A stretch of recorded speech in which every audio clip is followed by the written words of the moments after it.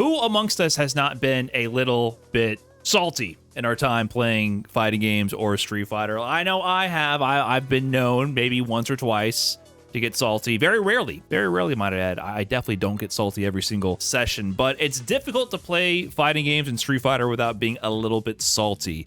And, you know, my philosophy when it comes to salt is it's okay to complain. It's okay to be salty in the moment, but you have to at least follow that up at some point with some sort of labbing, some sort of growth, some sort of work you put in to overcome what made you salty in the first place. I think that's kind of the yin-yang relationship you should have with salt, because you shouldn't fault someone for being salty in the moment, but don't let it hinder your growth. However, I have found maybe the saltiest community on the internet when it comes to Street Fighter 6.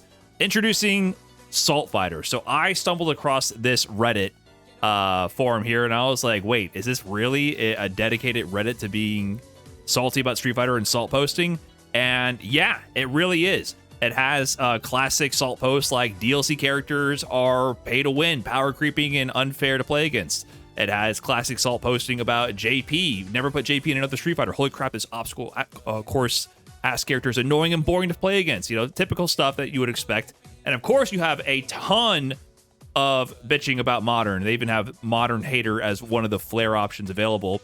Why are you even playing ranks? You're not playing anything. It's like playing Counter-Strike with aimbot. WTF, why they can be unranked. I get some people want to enjoy the game without the need of putting 200 hours on training, but if you don't want to do that, then stick to fucking unranked. So, you know, there's a lot of venting going on. But what I figured here we can do is take a look at some of the salt posts, but then also try to offer a solution, right? Because like I said before, I think being salty is fine. It happens. It gets the best of us. But you should use that to then take your next step forward. Like whatever made you salty is evidence of what you need to investigate to improve with. So let's go ahead and break down some of these salt posts and see if we can actually offer some lab solutions to help improve their situation.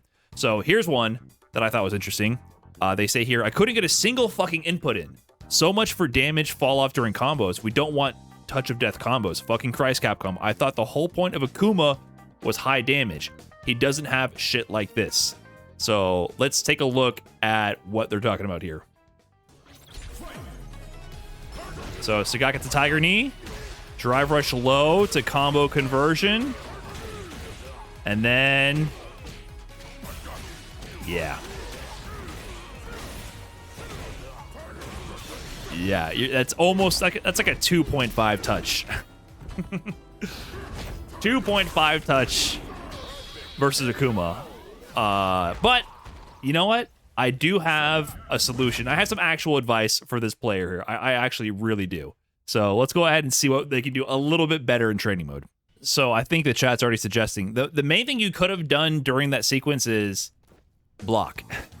I know it seems counterintuitive, but they got hit on every single situation because they didn't block, and you can see the difference in the risk reward. They died and one Tiger Knee and 2 combos, but if they had blocked, the worst thing that can happen if you block is you eat a throw. Maybe, you know, a punish counter throw if you're parrying, but if you just simply eat a regular throw without holding parry, you're going to eat significantly less damage than an entire safe jump combo, which can do half your life. So blocking is key.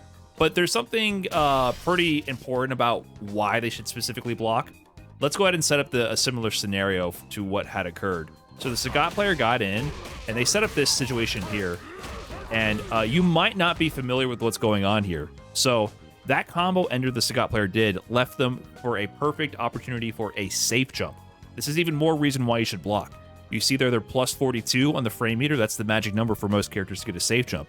So when this Sagat jumps in after that sequence, you really should block because there's almost nothing you can do, because even if you mash a button, right, this jump in's going to hit you. But even more so, this is a safe jump. What does that mean? That means even if you reversal with an ODDP, they'll still block it and punish in time. This ensures that after this sequence, you pretty much should always block, and then you have to guess on the next interaction if they're going to throw you or pressure you. So when you see a safe jump happen, the last thing you want to do is not block. This is your cue. This Tiger Knee to the corner to the jump, that is your cue that you really, really should block. because if you're not blocking and instead you're just mashing on wake up, I mean, you just die. Like, you're just gonna get hit. It's gonna be bad, right? So you really want to block in that scenario. So my main advice to you is to block. Remember, taking a throw is not that bad. It does lead to repeat guess situations with throw loops, which sucks. But understand safe jumps as well. Like, this knockdown is a safe jump. You can't get out of it by mashing. Just block. And for your other point, Akuma can't do that much damage. I don't know what you're talking about, man, because Akuma just...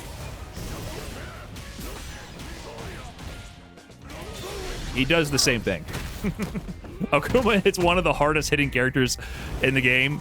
So you can also try to learn more advanced combos like the Sagat player you're playing against. And that should help it so that you kill them faster also when you get these openings. So that's my advice. Block and learn some combos. This is just showing me how disgusting Sagat is. Safe jumps and big damage combos are universal because Akuma can do the exact same thing. There was nothing Sagat specific. As much as I hate to give credit to Sagat, there was nothing Sagat specific about what just happened. That was a player who knew how to play versus someone who was mashing. How about this one? Fuck Dhalsim. This character is fucked. Why can't he pummel me from 3/4 screen, then teleport behind me and blow fire up my asshole? Whose idea was that? True. However, listen, Dhalsim gets on my nerves too. I get it. But let's also get some few quick tips of how we can deal with Dhalsim to make it a little bit less painful. I got a few quick tips for you that should make it a little bit better. Okay, so Dhalsim is annoying because he has all these full screen projectiles, and then when you least expect it, he can do things like teleport in and get offense from that and side swap and throw fireballs and, you know, get in range. And then he's also keeping you out the entire time with his regular projectile. And then he has of course, the arc projectile as well, which I always forget how to do. So with kicks, yeah. So, you know, his zoning is very obnoxious to deal with. But you can think about the zones he controls with his normals and think about how to play full screen footsies with this guy. Because when you're at this range, the only normal he can actually hit you with is his heavy punch. So this heavy punch is the furthest range normal when you're out at this spacing. So if you recognize this spacing, you actually can play full screen footsies with Dhalsim. So Dhalsim's going to try to clip you at that range. If you're out here, you literally can walk in and out of range and react with a whiff punish. I like to just do reaction sweep. There's sometimes weird character-specific things you can do to, like, convert to full combos. But just getting this sweep and then drive rushing in, suddenly you're in range and you're threatening Dhalsim. So that's the only thing he can hit you with from this range. None of the other normals can hit, so you just got to look for that spacing, walk in and out of range, and if you see it, sweep. And if he presses another button and you whiff sweep anyways, it's not that big of a deal. Now, if you're a little bit closer, of course, you might try things like stand medium punch. If he gets in a little bit further range, that's going to be his next best option. And then now you're in this range where you can try to see if that button whiffs instead. So a little bit closer range, then you might try like your own stand medium punch, for example. And like I said, some characters can potentially get full combos from that. So you got to know the range for the footsies at further out and look for these options and then try to whip punish it. This one's a bit harder. For sure, though. Full combo conversion. The other option at this range that Dhalsim might try is heavy kick. This is like his big punish counter that gets to a lot of damage. But this one whiffs on crouchers. And you know what it means if they whiff on crouchers? You can whiff punish. Now, a lot of characters can just do something like a crouching medium punch into drive rush cancel. And they can just get a full combo, just duck underneath it, look for it, and get a full combo. Alex's drive rush is kind of slow, so he can't necessarily do that, but he can do other funky things. So, full combo conversions also from nearly half screen away. So, understand the footsie range, heavy punch from here, medium punch from here, heavy kick from here, and know how to deal with them and actually try to convert those to momentum. And then as far as him teleporting, yeah, look, Dhalsim teleporting can be really annoying, but the main thing you need to do is no matter what he's doing, if he does an air teleport, he's going to have recovery. There's no way for him around that. If you see teleport, unless he goes up too high, you pretty much always just want to do a stand light punch. So if he does a ground teleport, any way he teleports, the ground teleport has a lot of recovery. So if he does this, if you jab, your jab will turn around and hit him and you go to punish counter. The ground teleport has tons of recovery. And if he goes like slightly in the air and does it like that, like a fast one, Then when you see that, as soon as you see teleport, just press light punch, and that'll pop him out of the air.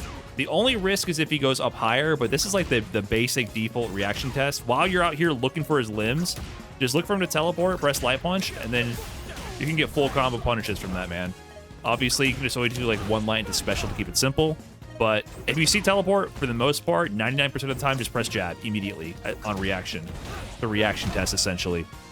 And those two things, jabbing when he teleports and whip punishing, like heavy punch, will let you beat like 90% of Dhalsims. Just don't lose your mind while you're out here. You can also try like empty jumping and working your way in through his fireball barrage. But when you're at these different zones, look for those normals and then jab the teleports, and you're going to beat like 90% of Dhalsims. He is annoying for sure, but that tip can definitely help out if you weren't already using those in your game plan. This is valid for my Chud-Ass Viper. Yeah, you can still sweep. Everyone can sweep the heavy punch. It's still a pain. I mean, I still think Viper Dhalsim and Alex Dhalsim's a pain. Did this theme really come on right now? Did the Honda theme really come on right now? This RNG is unbelievable because the last one we're going to is I can't stand Honda. Facts. I agree full-heartedly with this one. I can't stand Honda neither. This character gets me so tight. Call it skill issue, I don't care. I'm in Plat Diamond. I know I have plenty of skill issues, but I don't even want to lab against this god-awful, annoying, brain-dead, neutral-skipping, ugly, unappealing, spamming character. I can't stand how one can design an entire character's kit based around being as annoying as possible and think, yep, ship it.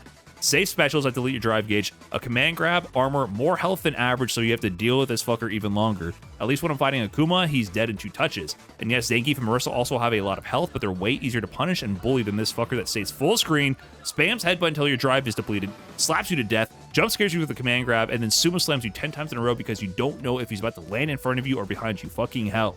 Delete this character from the game. I don't fucking care if he's an OG of the franchise. I one and done and block every single Honda player I run into. Sheesh. Sheesh.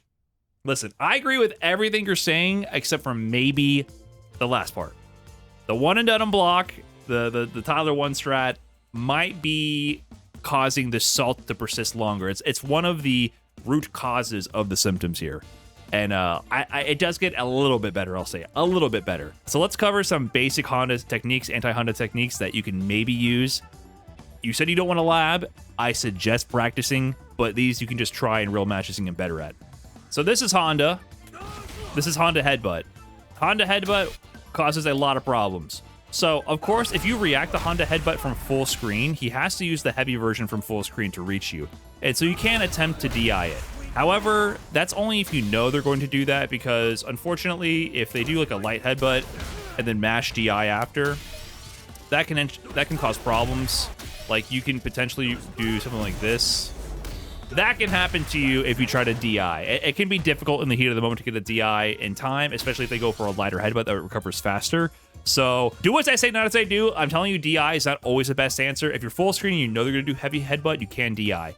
But obviously, the better thing to do here is to just work on your parry timing. Honda's weakness is he's committal and he loses the perfect parry, right? Like you're not going to get it every time, but the idea being you should look for Honda to fly at you and you should try to hold back and press parry and try to get a perfect parry. And when you get that perfect parry, you should try to get your best combo into a good Oki situation and then pressure him, especially with things like grabs, because he doesn't have any reversals besides supers that beat grabs. And that's really what you want to focus on. Like, I'm not exaggerating. You should be holding back and pressing parry against like all these situations. Now, here's the next layer. Of course, they could potentially try to do something sneaky like this with their headbutt, and then what they'll do is they'll walk up grab. They'll do something like that. And in action, it'll look like this. You tap parry, it doesn't work, and they grab you. That can happen. They can try to whiff it with the light headbutt. However, you can also account for that. When you parry, you can try doing parry into drive rush. So don't tap parry, hold back and parry, and then if you see them whiff, you can attempt to drive rush in, but it can still catch you off guard. But there's a mini game basically with the game of chicken of the parry if you're going to drive rush in or not. So you can get a punish anyways if they don't end up making contact with your parry. And the other thing is butt slam. You're talking about blocking on both sides. You should not be blocking this move. If they're doing butt slam to you, you need to be doing parry. Butt slam is plus on block. So your goal should be, of course, to parry it pretty much every time. It's really hard for Honda to even steer this in a way where it won't make contact. Like, they're probably gonna hit you. You just need to hold back and parry to get the perfect parry. And it's a little bit of a guess because depending on the strength, it'll come down at different speeds. But you want to parry it as much as possible. After parrying it though, or blocking it, he's only +1. For the most part, he can't command grab you if you just walk away, and has pretty weak low options after. So you can try just walking away as well. Like, if you get the perfect parry, get your punish, know what your punish is going to be. And if you don't get the perfect parry, if you mess that up instead, if somehow you mess this up, I promise I'm not trying to flex. Oh my god. Okay. If you mess it up, just walk away. You will not be able to perfect parry that consistently because the timing will be different in a real match. But just walk away and then try to reset the situation. And that's pretty much it. Like, you don't need to go to training mode. Just know you should be parrying Honda. That's going to be the one thing that makes the character fall apart. And try to incorporate throws in your offense to beat Wake Up OD Headbutt. And that's about it. But I feel you, man. Honda makes me salty too. But the number one thing to remember is to not run away from your challenges. See them as an opportunity to practice against the things that make you salty. Because nothing feels better than being frustrated by game mechanic or character or situation and then putting in a little bit of effort and overcoming that challenge in an actual match. Feels good, man. So there's no problem with being salty. We all are salty, but make sure to bitch a little bit and then put in the work after. That's kind of the whole philosophy, I think, that is the healthiest thing to follow, because there's no one out there. Anyone who says they've never been salty is lying to you. It happens to all of us, but just try to use that to fuel your labbing a little bit, and you'll be able to grow a lot as a player. Okay, that's all I got for this video. Thanks for watching, guys. I'll catch you in the next one. Peace.